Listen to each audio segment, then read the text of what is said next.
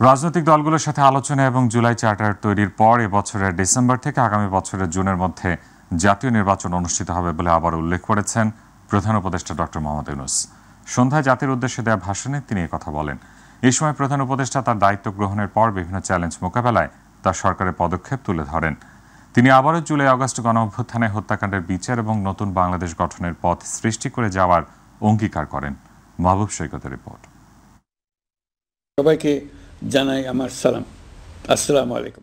মঙ্গলবার জাতির উদ্দেশ্যে ভাষণ দেন প্রধান উপদেষ্টা। মহান স্বাধীনতা যুদ্ধের বীর সেনানীদের পাশাপাশি ডক্টর মোহাম্মদ ইউনূস স্মরণ করেন ২৪-এর অভ্যুত্থানের শহীদ এবং আহতদেরও। মহান স্বাধীনতা দিবসের প্রাক্কালে আমি গভীর শ্রদ্ধার সঙ্গে স্মরণ করছি মহান মুক্তিযুদ্ধের বীর শহীদদের। সরকারের নেওয়া পদক্ষেপের কারণে চলতি রমজানে দ্রব্যমূল্য নিয়ন্ত্রণে রাখা সম্ভব হয়েছে জানিয়ে প্রচেষ্টা অব্যাহত রাখার কথাও বলেন তিনি। দেশের সকল জায়গা থেকে খবর এসছে যে এই রমজানের দ্রব্যমূল্য আগের তুলনায় কমেছে, জনগণ স্বস্তি পেয়েছে। দাম নিয়ন্ত্রণে এই প্রচেষ্টা চলমান থাকবে। বিগত হাসিনা সরকারের লুটপাটের কথা স্মরণ করিয়ে দিয়ে ধ্বংসপ্রাপ্ত অর্থনৈতিক খাতে স্বস্তি ফিরেছে বলেও জানান প্রধান উপদেষ্টা।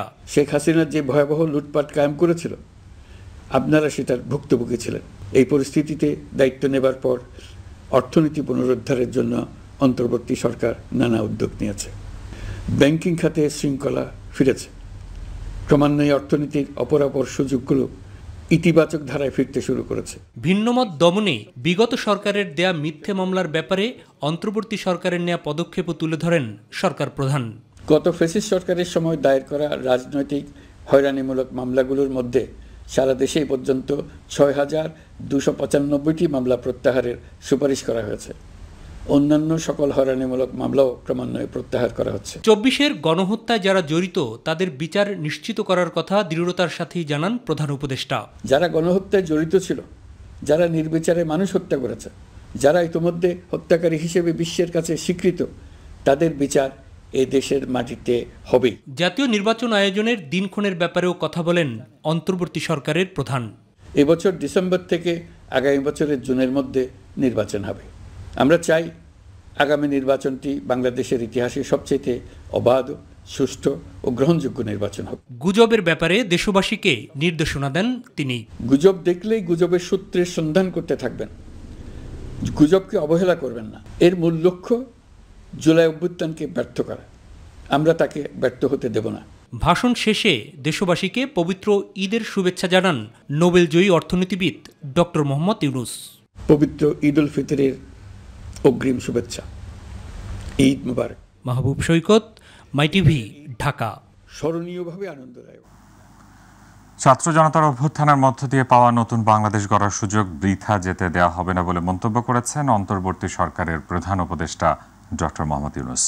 সকালে রাজধানীর ওসমানী স্মৃতি মিলনায়তনে ৭ বিশিষ্ট ব্যক্তিকে স্বাধীনতা পদক ২০২৫ প্রদান অনুষ্ঠানে তিনি কথা বলেন। স্বাধীন বাংলাদেশে এখনও ন্যায়ভিত্তিক সমাজ নিশ্চিত করা সম্ভব হয়নি বলেও জানান প্রধান উপদেষ্টা। আতিকুর রহমান তিতাসের রিপোর্ট। জাতীয় পর্যায়ে গৌরবোজ্জ্বল ও কৃতিত্বপূর্ণ অবদানের স্বীকৃতি হিসেবে প্রতি বছর বিশিষ্ট ব্যক্তিদের স্বাধীনতা পদক প্রদান করে বাংলাদেশ সরকার। রাজধানীর ওসমানী স্মৃতি মিলনায়তনে এবছর ৭ জন বিশিষ্ট ব্যক্তিকে ২০২৫ সালে স্বাধীনতা পদক তুলে দিলেন অন্তর্বর্তীকালীন সরকারের প্রধান উপদেষ্টা ডক্টর মোহাম্মদ ইউনূস। এবার স্বাধীনতা পুরস্কার পেয়েছেন বিজ্ঞান ও প্রযুক্তিতে অধ্যাপক জামাল নজরুল ইসলাম মরণোত্তর, সাহিত্যে আল মাহমুদ মরণোত্তর, সংস্কৃতিতে নভেরা আহমেদ মরণোত্তর, সমাজসেবায় স্যার ফজলে হাসান আবেদ মরণোত্তর, মুক্তিযুদ্ধ ও সংস্কৃতিতে আজম খান মরণোত্তর, শিক্ষা ও গবেষণায় বদরুদ্দিন মোহাম্মদ উমর এবং প্রতিবাদী তারুণ্যে আবরার ফাহাদ মরণোত্তর। পরে অনুষ্ঠানের প্রধান অতিথির বক্তব্যে প্রধান উপদেষ্টা ডক্টর ইউনূস বলেন, ছাত্র জনতার অভ্যুত্থানের মধ্য দিয়ে পাওয়া নতুন বাংলাদেশ গড়ার সুযোগ বৃথা যেতে দেওয়া হবে না। আজকের দিনে আমি শ্রদ্ধার সঙ্গে স্মরণ করছি জুলাই গণ অভ্যুত্থানের শহীদ ও আহতদের। তাদের আত্মত্যাগের কারণে আমরা একটা নতুন বাংলাদেশ গড়ার স্বপ্ন দেখার সুযোগ পেয়েছি। এই সুযোগ আমরা কোনো ক্রমেই বৃথা হতে দেব না। স্বাধীন বাংলাদেশে এখনো ন্যায়ভিত্তিক সমাজ নিশ্চিত করা সম্ভব হয়নি উল্লেখ করে ডক্টর ইউনূস বলেন, জীবিত অবস্থায় পুরস্কার পাওয়া দেখে যেতে না পারা বেদনাদায়ক, তবে দেরিতে হলেও তাদের যথাযথ সম্মান দিতে পেরে দেশবাসী আনন্দিত। মরণোত্তর পুরস্কার দেওয়ার চাইতে জীবদ্দশায় পুরস্কারটা পেলে যে আনন্দ দেশের জন্য এবং পরিবারের জন্য, ব্যক্তির জন্য তা মরণোত্তর পুরস্কারে পাওয়া যায় না। যাকে আমরা সম্মান দেখাচ্ছি তিনি আমাদের সঙ্গে নেই। আমরা যেন আগামীতে এটা একটা নিয়ম করতে পারি যে যাদের মরণোত্তর দেওয়ার তাদের পালা শেষ করে দিয়ে পর থেকে শুধু জীবিত অবস্থায় যারা আছেন তাদেরকে আমরা পুরস্কার দিই, তাদের প্রতি সম্মানটা আমরা দিই। এদিকে শিক্ষা ও গবেষণায় বদরুদ্দিন মোহাম্মদ ওমর স্বাধীনতা পদক গ্রহণ করতে না চাওয়ায় এই পদকটি জাতীয় জাদুঘরে সংরক্ষণ করা হবে বলেও জানান প্রধান উপদেষ্টা। লেখক ও বুদ্ধিজীবী বদরুদ্দিন ওমরকে রাষ্ট্রীয় সম্মাননা জানাতে পেরে আমরা আনন্দিত ও সম্মানিত। তার সম্মাননা স্মারক আমাদের পরের প্রজন্মের জন্য অনুপ্রেরণা হিসেবে জাতীয় জাদুঘরে সংরক্ষিত থাকবে। আতিকুর রহমান তিতাস, মাই টিভি। ভয়াল 25 মার্চ জাতীয় গণহত্যা দিবস। 1971 সালের এই রাতে পাকিস্তানি হানাদার বাহিনী অপারেশন সার্চ লাইটের নামে নিরস্ত্র বাঙালির ওপর নির্বিচারে চালায় বিশ্ব ইতিহাসের নৃশংসতম গণহত্যা। বাংলাদেশের ইতিহাসে সেই রাতটি ভয়াল কালরাত হিসেবে পরিচিত। ভয়াল সেই কালরাতের স্মরণে আজ রাত 10:30 থেকে 10:31 পর্যন্ত 1 মিনিট ব্ল্যাকআউট কর্মসূচির সিদ্ধান্ত নেওয়া হয়। রাত পোহালেই মহান স্বাধীনতা দিবস। ভোর থেকে সাভারে জাতীয় স্মৃতিসৌধে ভরে যাবে শ্রদ্ধার্ঘ্যে। দিবসটি ঘিরে জাতীয় স্মৃতিসৌধ ধুয়ে মুছে পরিষ্কার পরিচ্ছন্ন সহ ফুলে ফুলে সুসজ্জিত করেছে জাতীয় স্মৃতিসৌধের গণপূর্ত বিভাগ। প্রশাসনের পক্ষ থেকে নেওয়া হয়েছে কঠোর নিরাপত্তা। সাভার ছাড়াও জাতির শ্রেষ্ঠ সন্তানদের প্রতি শ্রদ্ধা জানাতে পুরোপুরি প্রস্তুত দেশের বিভাগীয় ও জেলা শহর এমনকি উপজেলাগুলো। প্রতিনিধি আনোয়ার হোসেনের রিপোর্ট, জানাচ্ছেন শামস তাবরিজ উচ্ছ্বাস। ৫৫তম মহান স্বাধীনতা দিবস উদযাপনে প্রস্তুত সাভারের জাতীয় স্মৃতিসৌধ। জাতির বীর শ্রেষ্ঠ সন্তানদের বিনম্র শ্রদ্ধা আর ভালোবাসায় স্মরণে কুচকাওয়াজ ও বিউগলের সুরে সম্মান জানাবে 3 বাহিনীর সদস্যরা। দিবসটি উপলক্ষে মাসব্যাপী অক্লান্ত পরিশ্রম ও নিবিড় যত্নে জাতীয় স্মৃতিসৌধকে পরিষ্কার পরিচ্ছন্নতার পাশাপাশি বাহারি রঙের ফুলে সাজিয়ে সুসজ্জিত করে সূর্য সন্তানদের প্রতি শ্রদ্ধা জানাতে প্রস্তুত করছে একদল শ্রমিক। বিগত 15 দিন থেকে আমরা কাজ করতেছি এবং বিভিন্ন ফুলের গাছ দিয়ে সাজাইতেছি এবং আপনার কেসি দিয়ে গাছ সাইজ করতেছি, পানি দিয়ে পরিষ্কার করতেছি, রং করতেছি, বিভিন্ন কাজ করতেছি। আমরা যেভাবে সুন্দর হয় সেভাবে সাজাই কাজে আমরা রঙের কাজ করছি, বিভিন্ন আইটেমের কাজ এখানে আমরা করি। শহীদদের উদ্দেশ্যে সবাই আসবে, সেখানে শ্রদ্ধা জানাবে, এই জন্য আর কি আমাদের আলোকসজ্জার কাজ করা আর কি। আর এখানে কাজ করতে আমাদের অনেক ভালো লাগে, তৃপ্তি সহকারে কাজ করি। গণপূর্ত বিভাগের তত্ত্বাবধানে সৌধ মিনার, শহীদ বেদি থেকে মূল ফটক পর্যন্ত হেরিংবন্ড পাথরে সেজে উঠেছে। শ্রদ্ধা গ্রহণে পুরোপুরি প্রস্তুত জাতীয় স্মৃতিসৌধ। আলোকসজ্জা সহ সকল কার্যক্রম সম্পন্ন করেছি।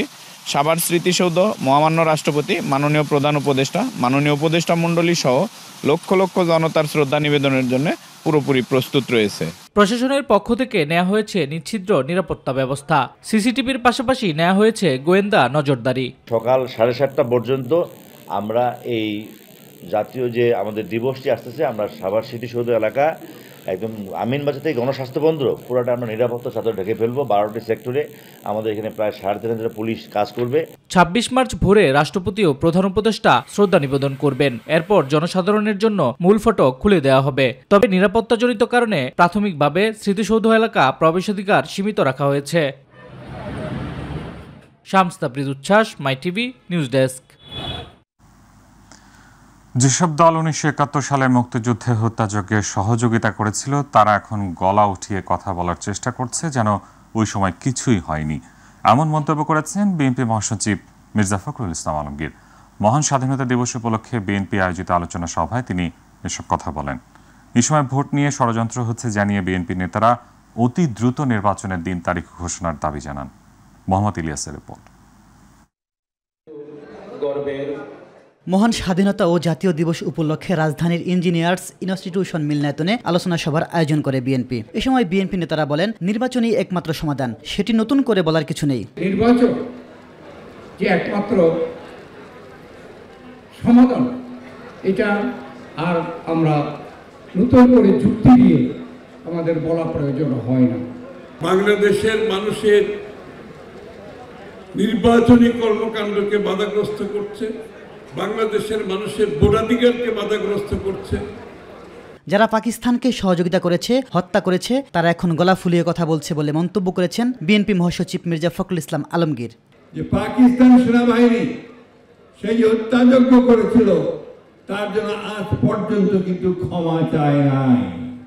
কিছু কিছু দল, কিছু কিছু গোষ্ঠী একটা বোঝানোর চেষ্টা করছেন যে ৭১ কোনো ঘটনাই ছিল না, যারা সেদিন সহযোগিতা করেছে, যারা সেদিন সে হত্যাযজ্ঞে সহযোগিতা করেছে, তারা এখন গলা ফুলিয়ে কথা বলে। মির্জা ফখরুল বলেন, গণহত্যাকারী আওয়ামী লীগকে আর কোনো গণতান্ত্রিক সুবিধা দেওয়ার কথা এদেশে চিন্তা করা যায় না। আওয়ামী লীগ কখনোই গণতন্ত্র বিশ্বাস করত না। আওয়ামী লীগ সবসময় গণতন্ত্রকে ধ্বংস করেছে। সুতরাং আওয়ামী লীগকে আর কোনো গণতান্ত্রিক সুবিধা দেওয়ার কথা আমরা চিন্তা করতে পারি না। মোহাম্মদ ইলিয়াস, মাই টিভি, ঢাকা। ঈদুল ফিতরের সময় আইন শৃঙ্খলা রক্ষায় যৌথ বাহিনীর টহল ও তল্লাশি আরও বাড়ানো হবে। দেশে অস্থিতিশীল পরিস্থিতি সৃষ্টিকারীদের বিরুদ্ধে গ্রেফতার সহ অভিযান চলবে। মঙ্গলবার ঈদ যাত্রা নিরাপদ সহ সার্বিক বিষয়ে এক সংবাদ সম্মেলনে স্বরাষ্ট্র উপদেষ্টা অবসরপ্রাপ্ত লেফটেন্যান্ট জেনারেল মোহাম্মদ জাহাঙ্গীর আলম চৌধুরী এ তথ্য জানিয়েছেন। তিনি বলেন, চুরি, ডাকাতি, ছিনতাই, চাঁদাবাজি, দখলবাজি সহ সন্ত্রাসী কর্মকাণ্ড বন্ধে পুলিশের পাশাপাশি গোয়েন্দা নজরদারি বাড়ানো হবে। বিশেষ বিশেষ রাস্তায় চেকপোস্ট স্থাপন করা হবে। ঈদের আগে শ্রমিকদের পাওনা বেতন ভাতা দিতে মালিকদের নির্দেশনা দেওয়া হয়েছে বলে জানান স্বরাষ্ট্র মন্ত্রণালয়। আসন্ন ঈদ উল ফিতর প্রকালে দেশের সার্বিক আইন শৃঙ্খলা স্বাভাবিক রাখার লক্ষ্যে স্বরাষ্ট্র মন্ত্রণালয় কর্তৃক অলরেডি আমরা কতগুলি একগুচ্ছ তাদের একটা নির্দেশনা আমরা দিয়েছি। ঈদের সময় সার্বিক আইন শৃঙ্খলা রক্ষার পাশাপাশি সড়কের শৃঙ্খলা রক্ষায়ও পুলিশ অধিদপ্তর এবং প্রয়োজনে অন্যান্য আইন শৃঙ্খলা রক্ষা বাহিনী কর্তৃক কন্ট্রোল রুম স্থাপন করা হয়েছে এবং সকল কন্ট্রোল রুম স্বরাষ্ট্র মন্ত্রণালয়ের কেন্দ্রীয় জয়েন্ট অপারেশন সেন্টারের সাথে যোগাযোগ রক্ষা করা হবে। দেশে বিদেশে বিনিয়োগ বৃদ্ধি ও কর্মসংস্থান তৈরি করতে চান প্রধান উপদেষ্টা ডক্টর মোহাম্মদ ইউনূস। সেই লক্ষ্যে বাংলাদেশকে ম্যানুফ্যাকচারিং হাব হিসেবে পুরো বিশ্বের কাছে পরিচিতি করতে চায় অন্তর্বর্তী সরকার, জানান প্রেস সচিব শফিকুল আলম। রাজধানী ফরেন সার্ভিস একাডেমিতে প্রধান উপদেষ্টার চীন সফরের বিষয়ে সংবাদ সম্মেলনে কথা জানান তিনি। প্রেস সচিব বলেন, শুক্রবার চীনের প্রেসিডেন্ট শি জিনপিং এর সাথে বৈঠক করবেন অন্তর্বর্তী সরকারের প্রধান উপদেষ্টা ডক্টর ইউনূস। এসএম আরিফের রিপোর্ট।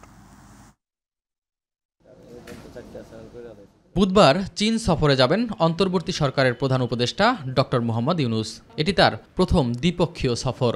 ডক্টর ইউনূসের চীন সফরের বিষয়ে সাংবাদিকদের অবহিত করতে ফরেন সার্ভিস একাডেমিতে সংবাদ সম্মেলন করে প্রধান উপদেষ্টার press wing. Highlight of this visit হচ্ছে শি জিনপিংয়ের সাথে চাইনিজ প্রেসিডেন্ট শি জিনপিংয়ের সাথে 28 তারিখে সকালে আমাদের মাননীয় চিফ অ্যাডভাইজারের মিটিং। তো ওই মিটিংয়ে আমরা এই মিটিংটা অনেক ইম্পর্টেন্ট একটা মিটিং।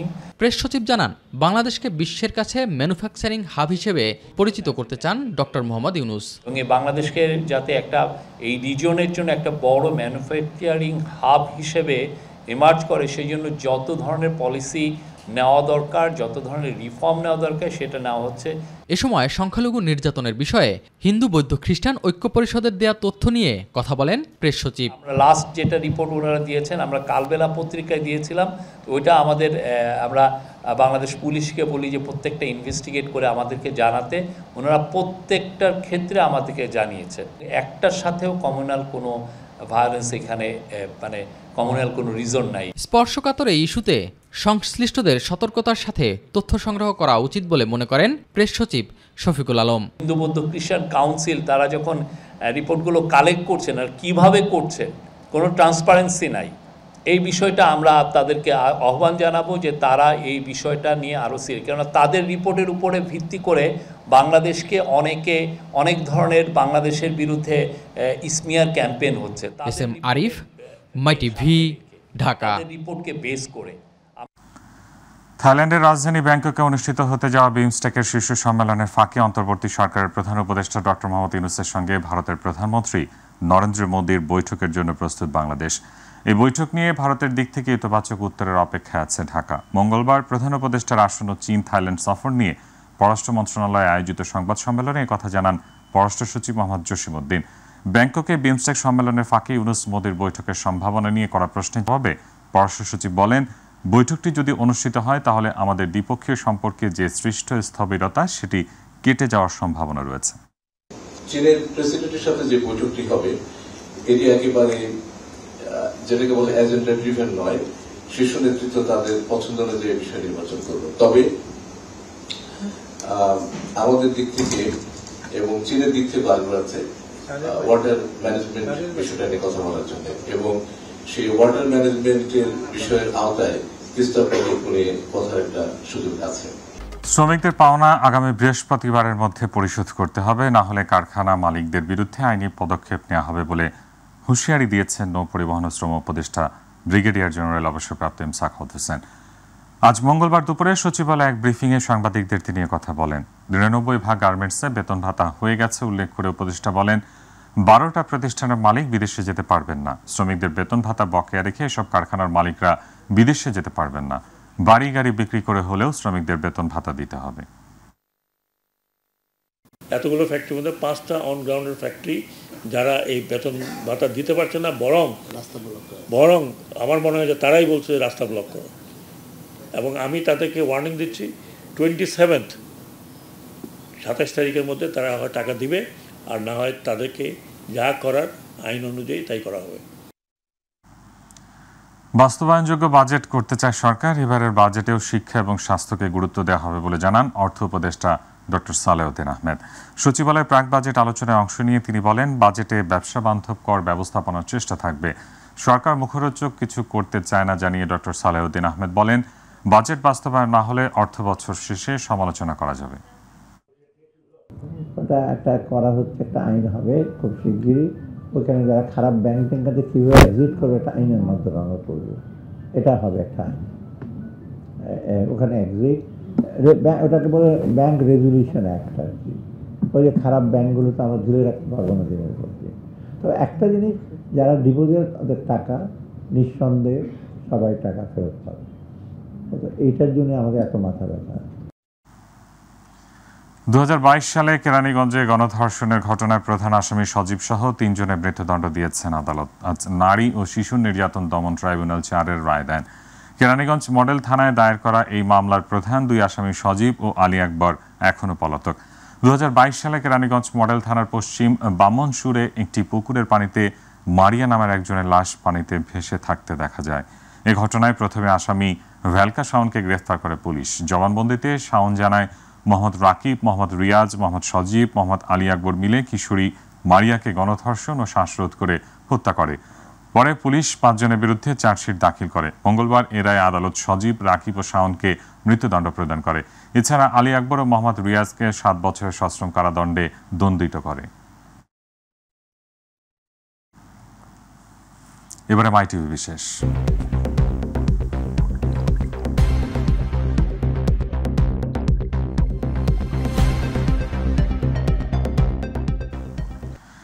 ঈদের পোশাক কেনাকাটায় পছন্দের শীর্ষে থাকে পাঞ্জাবি। ঈদের জামাতে অংশগ্রহণ কিংবা বেড়াতে যাওয়া সব জায়গায় ফ্যাশনের পাঞ্জাবি পরতে পছন্দ করেন তরুণ যুবক থেকে শুরু করে বৃদ্ধরাও। ক্রেতাদের এমন চাহিদার পরিপ্রেক্ষিতে প্রতি বছরের মতো এবারও বাহারি পাঞ্জাবির পসরা দিয়ে শোরুম সাজিয়েছেন দোকানিরা। রাজধানী Bashundhara, elephant road, new market সহ কয়েকটি এলাকা ঘুরে এমন চিত্র দেখা গেছে। বিস্তারিত শিমুল খানের রিপোর্ট। ঈদ সমাগত, শেষ মুহূর্তে ছেলেদের পাঞ্জাবির দোকানে কেনাকাটা বেশ জমে উঠেছে। রাজধানীর শপিং কমপ্লেক্সের দোকান থেকে শুরু করে স্থানীয় ব্র্যান্ডের শোরুমে ক্রেতাদের ভিড় দেখা গেছে।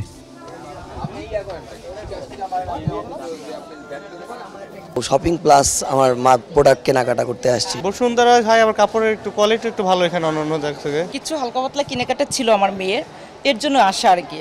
ব্যবসায়ীরা বলছেন এবারে ঈদ হবে এপ্রিল মাসের শুরুতে, ঠিক আর কয়েকদিন পরে বৈশাখীর আনন্দে মাতবে দেশবাসী। সে কথা মাথায় রেখে ঈদ ও বৈশাখ মিলে পাঞ্জাবি কিনছেন ক্রেতারা। 1395 টাকা হিসাবে দেখেই পাঞ্জাবিগুলোর মানও আমার কাছে ভালো লেগেছে। তবে ক্রেতারা বলছেন গতবারের চেয়ে পাঞ্জাবির দাম বেশ চড়া।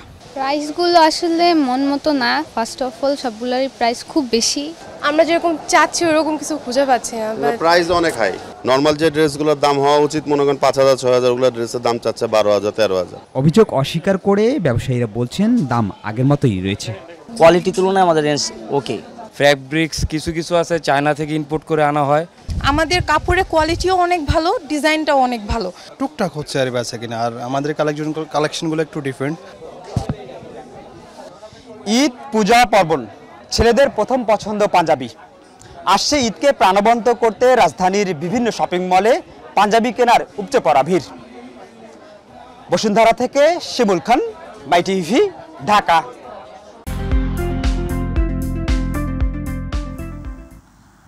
ফ্রান্সে সলিডারিটি আজিফসের আয়োজনে ঈদ বাণিজ্য মেলা বিদেশের মাটিতে প্রবাসীদের মাঝে তৈরি করেছে ভিন্ন রকম দেশীয় বিনোদনের উপলক্ষ।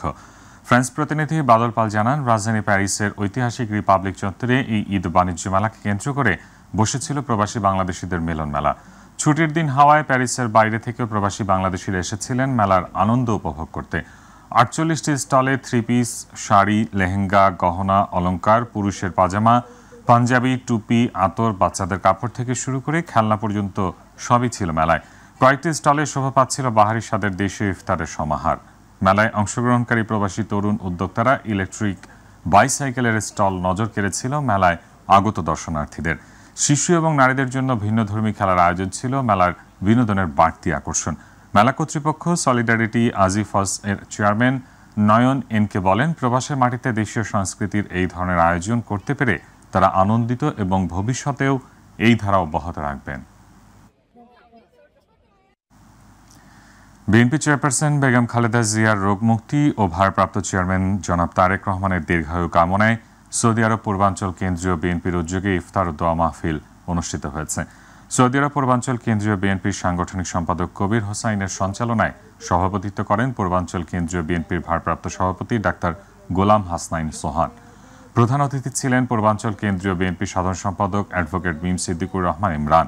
প্রধান বক্তা ছিলেন সৌদি আরব পূর্বাঞ্চল কেন্দ্রীয় বিএনপির সহসভাপতি মামুনুর রশিদ চৌধুরী। বিশেষ অতিথি ছিলেন সৌদি আরব পূর্বাঞ্চল কেন্দ্রীয় বিএনপির সহসভাপতি আমিনুল ইসলাম সাধন, পূর্বাঞ্চল কেন্দ্রীয় বিএনপির যুগ্ম সম্পাদক মনিরুল ইসলাম ফকির, শরীফ হোসেন খান সহ অন্যান্য নেতৃবৃন্দ।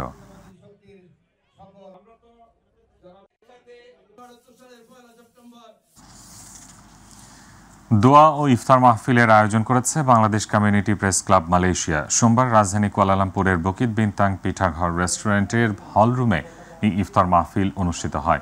প্রতিনিধি আশরাফুল মামুন জানান, Bangladesh community press club Malaysia সভাপতি আমিনুল ইসলাম রতনের সভাপতিত্বে এবং সাধারণ সম্পাদক জহিরুল ইসলাম হিরণের সঞ্চালনায় এই মাহফিল অনুষ্ঠিত হয়।